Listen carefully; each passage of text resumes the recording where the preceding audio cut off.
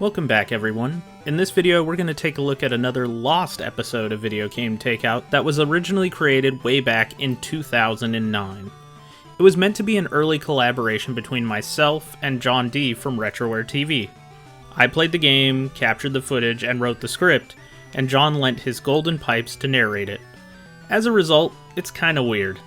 I didn't adapt the script for John, and so it's written in my style, but heard in his voice. It's an odd relic of an early experiment, and with John's blessing, it's back from the dead for you to watch 12 years later. But enough setup, let's get on with the ancient video. The game we're talking about today is called Elemental Gearbolt, a light gun shooter role-playing game for the original PlayStation. When the PlayStation 1 hit the streets, quite a few popular light gun games followed right behind. Arguably the most popular of the genre at this time was 1997's Time Crisis by Namco. But Elemental Gearbolt came out about a year later in the US, and it is probably one of the least popular light gun games on the system. But this lack of popularity was not due to it being bad, just because it was underloved. Elemental Gearbolt was developed by a Japanese company called Alpha System. Previous to this game, Alpha System worked mostly on Japanese exclusive games and a few ports for the TurboGrafx-16 such as Wonder Boy 3 and Populous. Recently, Alpha System has been working on the portable Tales games, but that's irrelevant for this review. The point is that they were basically another no-name Japanese developer, and the only reason I knew this game existed was because it was brought to the US by Working Designs.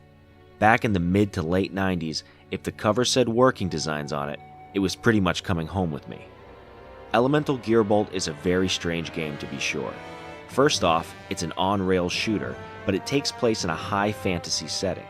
So rather than battling generic teamsters or gang members as the norm is with most shooters of this kind, you end up blasting orcs and dragons instead.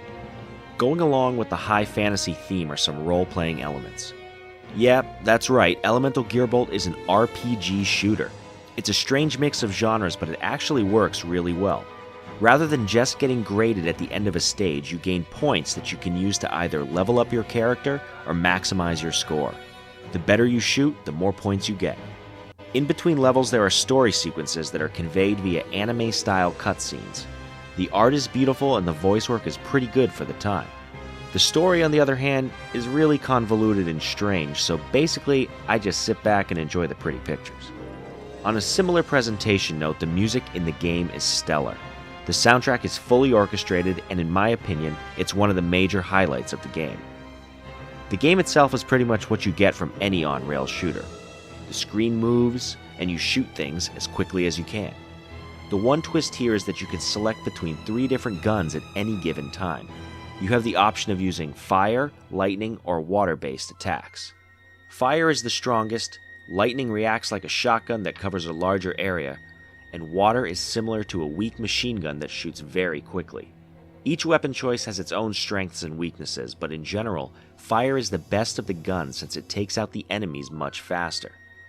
Also, in 2-play, I found that the lightning gun tended to make the game suffer from slowdown, which can be a large distraction when in the thick of action.